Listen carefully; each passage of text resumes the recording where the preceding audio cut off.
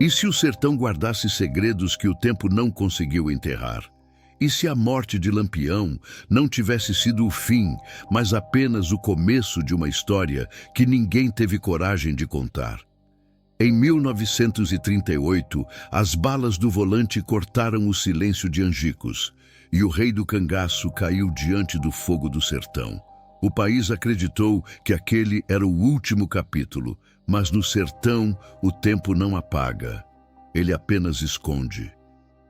Quase 30 anos depois, em 1966, um nome esquecido voltou a ecoar entre os becos de Itaporanga, uma cidade pequena, de ruas empoeiradas e fé antiga. Os mais velhos contam que, numa noite sem lua, um homem apareceu. Montado num cavalo preto, vestia couro grosso, cartucheira cruzada no peito e um chapéu que o tempo parecia não ter tocado. Alguns disseram que era um viajante.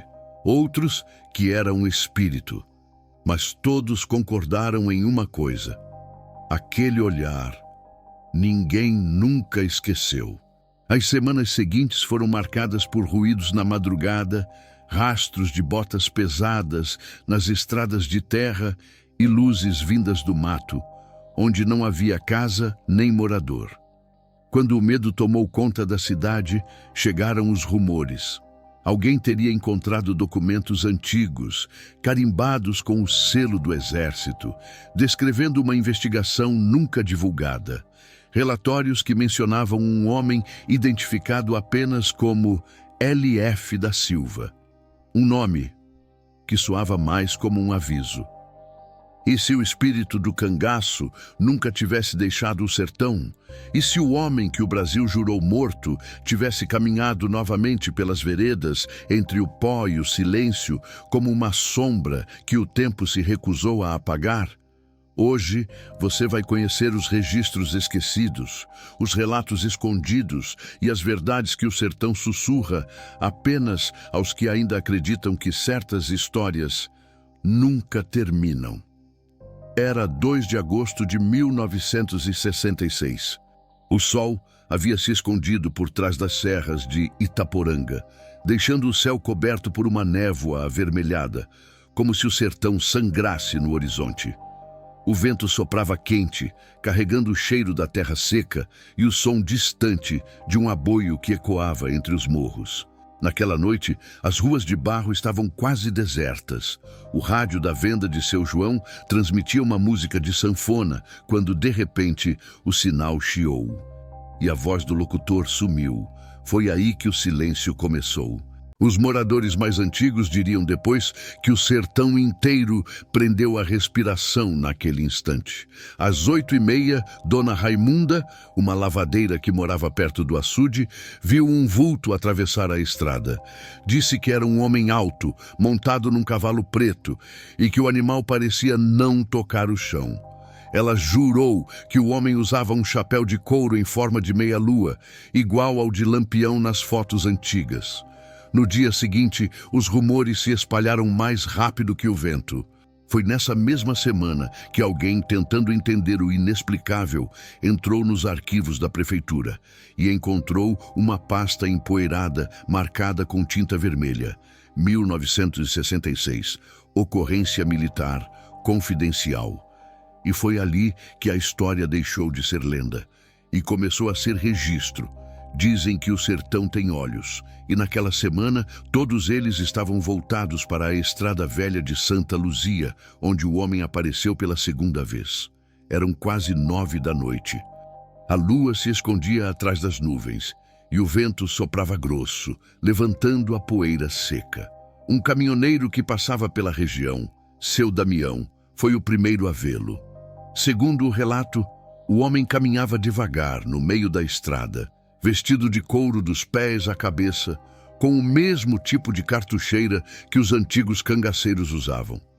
O caminhoneiro buzinou. Nenhuma reação. Ele desviou o farol para o lado e o vulto simplesmente desapareceu. Quando voltou o olhar para frente, o homem já estava parado, bem no meio da pista. Não dava para ver o rosto, contou Damião anos depois, mas os olhos brilhavam como brasa acesa, Ele jurou que, ao piscar, o vulto sumiu. O caminhão morreu. O motor apagou. E do lado de fora ouviu-se apenas o barulho de passos, lentos, arrastados, como se o couro raspasse no chão. No dia seguinte, Damião foi encontrado dormindo dentro da boleia, com o rádio chiando e o motor intacto. Disse que não lembrava de ter dormido, mas gravou na memória uma frase que jurava ter ouvido, dita com voz rouca, quase um sussurro: "O sertão nunca esquece." Depois daquele dia, mais pessoas começaram a relatar aparições parecidas. Um grupo de vaqueiros contou ter visto pegadas fundas perto da Serra do Catolé, marcas de botas antigas, iguais às usadas nos tempos do cangaço. Ninguém sabia explicar, mas o medo começou a mudar de lugar. Já não era mais sobre o homem em si, era sobre o que ele representava. E quando as autoridades tentaram investigar, descobriram que os registros da ocorrência militar estavam desaparecendo dos arquivos oficiais, como se alguém ou algo quisesse apagar o que realmente aconteceu.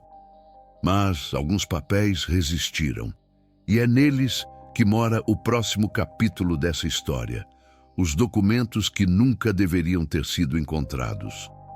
O prédio da antiga prefeitura de Itaporanga ficava ao lado da Praça Central, uma construção simples de janelas largas e paredes descascadas pelo sol. Lá dentro, o cheiro de mofo se misturava ao de papel velho, um arquivo que guardava décadas de silêncio. Foi ali que um funcionário chamado Antônio Galdino, encarregado de reorganizar documentos antigos, encontrou uma pasta de capa vermelha, coberta por uma fina camada de poeira e tempo. Na capa, o carimbo: Confidencial, Exército Brasileiro, 1966. Galdino quase devolveu a pasta à estante, mas o peso da curiosidade falou mais alto. Ao abri-la, encontrou uma sequência de relatórios, assinados por oficiais de patente média, descrevendo atividade suspeita na zona rural de Itaporanga. Havia descrições detalhadas de um homem trajando roupas antigas do cangaço, visto por militares em patrulhas noturnas, e até anotações sobre movimentações anômalas no açude municipal, o mesmo lugar das aparições relatadas pelos moradores. Em um dos papéis, uma frase chamava a atenção, escrita à mão e sublinhada 2 vezes. Identidade possível, V.F. da Silva, conhecido como Lampião. O sangue de Galdino gelou. Ele folheou mais algumas páginas e encontrou fotografias esmaecidas, marcadas por carimbos de censura.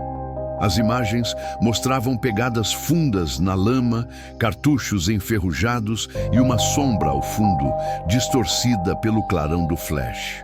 No verso das fotos, alguém havia escrito com letra trêmula: "Ele não está morto."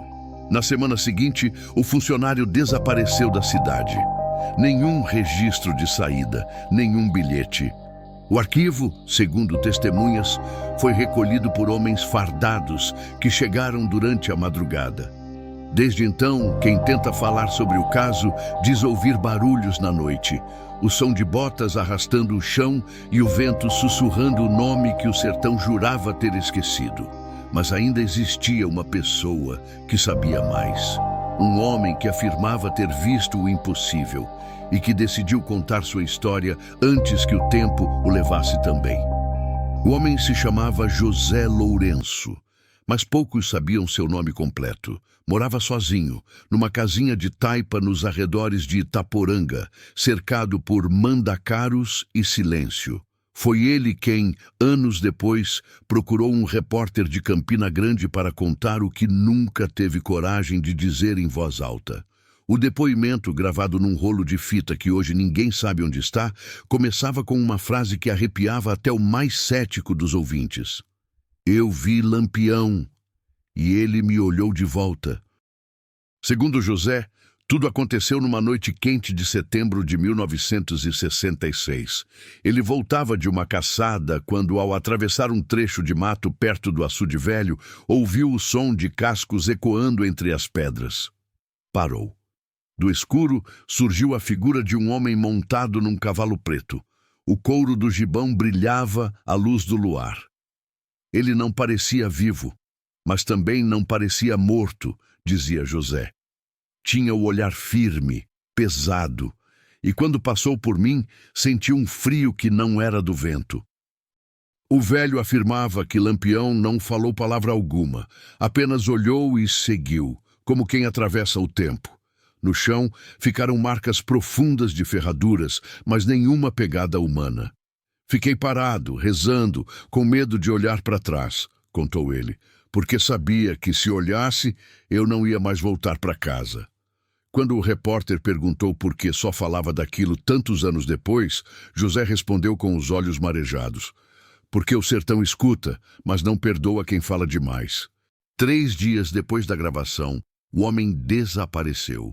A polícia encontrou a porta da casa aberta, o lampião aceso e o prato de comida ainda quente. No chão, uma única pegada, funda, marcada com o desenho antigo das botas de couro.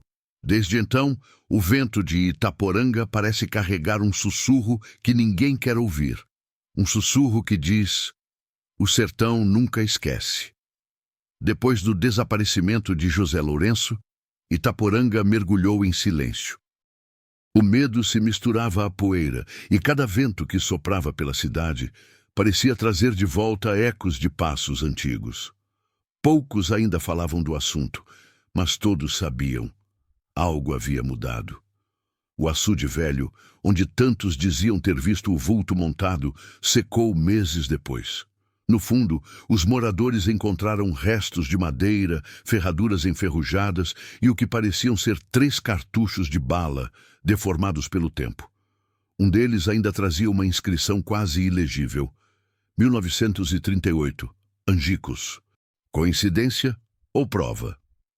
Nenhum especialista quis dar explicações. Os objetos desapareceram misteriosamente antes de chegarem à capital. Nos meses seguintes, o exército voltou a Itaporanga, discretamente. Alguns soldados cavaram perto do leito do açude, outros recolheram papéis antigos na prefeitura. Um morador contou que ouviu um dos oficiais dizer em voz baixa: "Ele nunca foi só um homem." Depois disso, a cidade foi esquecida. Nenhum jornal noticiou, nenhum documento oficial ficou. O que restou foram as histórias, passadas de pai para filho, de noite em noite, sempre ao redor do fogo, entre o chiado do vento e o medo que mora no escuro. Alguns afirmam que em certas madrugadas de agosto, quando o ar fica pesado e o sertão parece suspenso no tempo, ainda é possível ouvir um aboio distante, seguido pelo som de um cavalo cruzando as pedras. Um som que vem e some, que vem e some. Dizem que o sertão é como um livro antigo. Quem tenta abrir suas páginas pode não gostar do que encontra, e talvez por isso os documentos desapareçam, as vozes se calem e o vento leve embora tudo o que ameaça revelar demais. Mas, em Itaporanga, há quem diga que o segredo continua ali, enterrado sob as areias do tempo, esperando a hora certa de voltar, como o próprio Lampião. O sertão tem uma forma curiosa de guardar segredos. Ele não os enterra, apenas os cobre com areia e silêncio. Quando o vento sopra forte, o passado levanta a cabeça e a história volta a respirar. Em Itaporanga, o tempo parece ter parado em 1966. As pessoas ainda evitam falar alto sobre aquela noite. Há quem diga que o nome de Lampião, quando pronunciado depois da meia-noite, chama o vento, e com ele algo mais. Os arquivos desapareceram, as provas sumiram, as vozes se calaram, mas o eco ficou.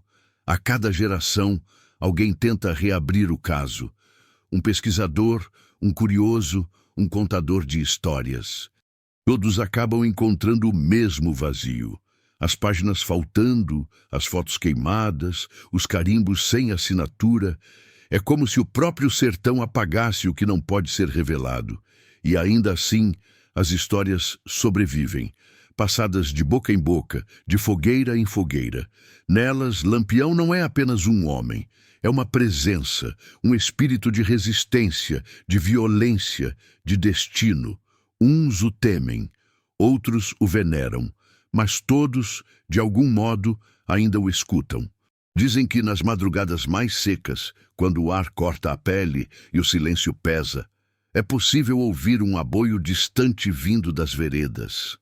Aquele som antigo, que vem e some, que vem e some. Talvez seja apenas o vento, ou talvez seja o passado tentando se lembrar de si mesmo, porque no sertão nada morre de verdade, apenas espera o momento certo para voltar. E quando o passado se levanta, nem o tempo, nem a fé, nem o medo conseguem pará-lo.